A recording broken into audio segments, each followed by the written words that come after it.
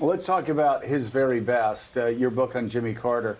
And again, we've had conversations. I've had conversations with foreign policy experts over the past several years, and we've actually marveled that the further we move into history, the more that you can draw parallels between Jimmy Carter and Harry Truman, which is something that would have been perhaps scoffed at 10 years ago. But Truman, of course, the further you got away from a guy who left with like 22% approval ratings, the greater his impact was. Here, you look at Jimmy Carter. Jimmy Carter had two achievements, foreign policy achievements with a normalization of relations with China in 1979 that forever changed this world, forever changed everything about this world. And of course, we talked about it yesterday, the Camp David Accords. You can look at the last three presidents and cannot find one of them having a positive foreign policy achievement. One of those two that were as successful as one of those two. That's right. And he kept the peace. He was the first president since Thomas Jefferson who didn't have some kind of hostilities on his watch. Mika was there at Camp David. I got Rosalind Carter's unpublished journals that she made available to me, and the tenacity, the virtuoso performance of Jimmy Carter at Camp David on the day that Mika was supposed to take a bike ride with President Carter, according to Rosalind's journals. He was meeting with Moshe Dayan, the great Israeli war leader and at that time foreign minister, to try to rescue Camp David. That was the 12th day of the summit, Mika, and it was falling apart. That was the critical day that you were supposed to go on that bike ride. And he stayed back to put the whole thing back together again. And then on China, people think Nixon opened the door to China, and it's true. In 1972, Nixon went to China, but that didn't establish any kind of relationship. And the global economy is based on the relationship that Deng Xiaoping and Jimmy Carter put together in 1979. Yeah. That's so true. It is amazing. So true. And speaking of Mika, Michael Beschloss, no, it was always family lore that during Camp David, Mika almost broke the peace by running over Menachem Begin with a golf cart. And I always thought it was just a joke. Just a tap. That family members told until we went to Dr. Brzezinski's funeral. And we leaned over to talk to President Carter and Mrs. Carter, and they both said, Mika ran over Menachem Begin with a golf cart. just nicked him. Just nicked him. But it wasn't that bad. But that said, though, again, you look at the 40 years of war before Camp David, and then you look at the 40 years of peace as far as ground wars after Camp David. Please, someone tell me a peace agreement that transformed a region more than that as far as ground wars. That's right. Joe, go ahead, Mike. Well, I'm just going to say, read John's book because he says it so well. And Mika, what you did obviously resulted in this great achievement for peace and for American history. So whatever you did, hooray for you. You did it exactly right. A diplomat even at an early age. But absolutely, because various American presidents until Carter had assumed the best they could do is to try to sort of keep the peace, keep the status quo. Carter tried to change things. And speaking of Mika and her dad, one way he did that, Joe, you were talking about Harry Truman. One of Harry Truman's best qualities was he was delighted to put in office and in positions of power people who were more capable in certain ways and smarter than he was. And it tells you so much that Jimmy Carter made Dr. Brzezinski National Security Advisor. Only someone with great self-confidence and wisdom would have been that happy to have someone in that role with that soaring intelligence and also with very strong views of his own. Carter and Brzezinski loved to debate.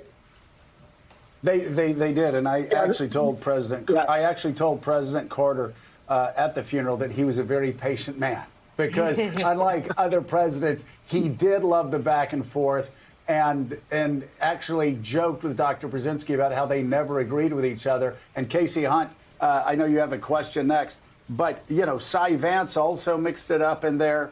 Jimmy Carter was not afraid with Cy Vance, with Dr. Brzezinski, with so many other great leaders around him to bring the best and the brightest in. And Yeah, really, that's right. I'm sorry, Jonathan, to jump in there. No, go ahead.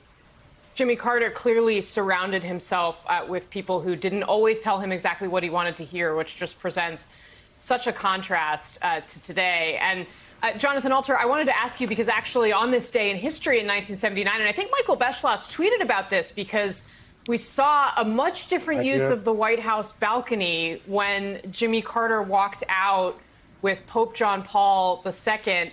And we're showing a little bit here of the parade with the Pope. Take us through, I mean, just how stunning the difference between this imagery that we're looking at right now of Jimmy Carter with the Pope and where we are however many years ago on this very day. You know, Carter, to be honest, had some bad imagery himself. He was swamped toward the end of his presidency, and I don't minimize that. And he made a number of political mistakes, but he never embarrassed America. And he stood up not only for truth and honesty, but for seriousness of purpose. And, you know, his conversations with the Pope were about peace. He was constantly trying to figure out new ways in different parts of the world to keep the peace. He did it in a much more hard-headed way than people might remember. For instance, just to go back to China for a second, your father, Mika, when he went to China before Deng Xiaoping's visit to set the whole thing up, and he was intimately involved in that policy process, and he said to the Chinese at the Great Wall, first one up the wall gets to fight the Russians. You know, and the insight of that joke was that this was big power politics. They were basically getting a relationship with China in order to help win the Cold War against the Soviet Union. So Carter, I think, is thought of as being swamped by the Iranian hostage crisis. But actually, if you look closely at his foreign policy, and we have only begun to describe it, there are many, many achievements therein. Well, and I'll just add to that anecdote that you shared about the racing. I think my dad brought to the table a lot of humor. I mean, he's really very funny, and his humor translated to different cultures and languages very well.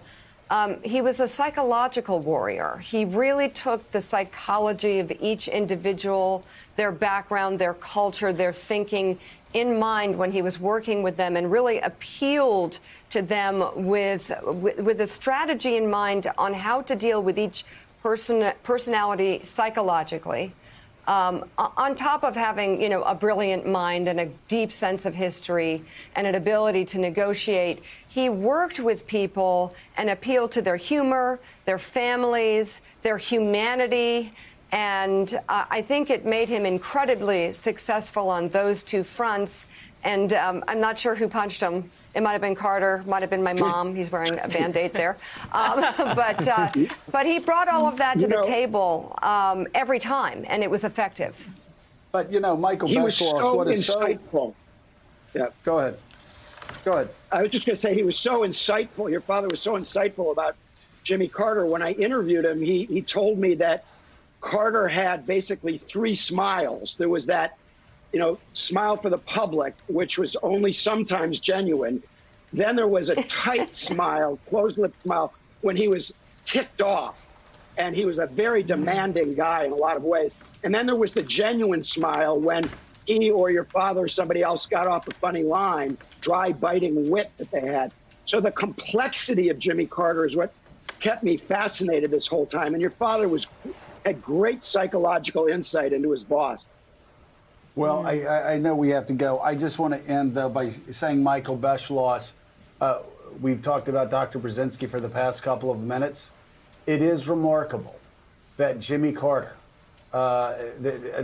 anything that is said about anyone who worked for Jimmy Carter is actually a compliment to Jimmy Carter, because, again, the man had such character that he would have Cy Vance around him.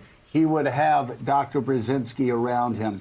He would have the best and the brightest around him. And I just, one final thought, Michael, and I will just say it in great contrast to the current president. Jimmy Carter, at Dr. Brzezinski's funeral, gave credit to the opening to China to Dr. Brzezinski, said it wouldn't have happened without him. Let historians make that decision, but please, that was Jimmy Carter's White House. That was Jimmy Carter's administration. And Dr. Brzezinski did extraordinary things. But in that moment, I wasn't thinking about Dr. Brzezinski. I was thinking about the humility of a man who engineered, Jimmy Carter, the greatest, most significant opening in American history.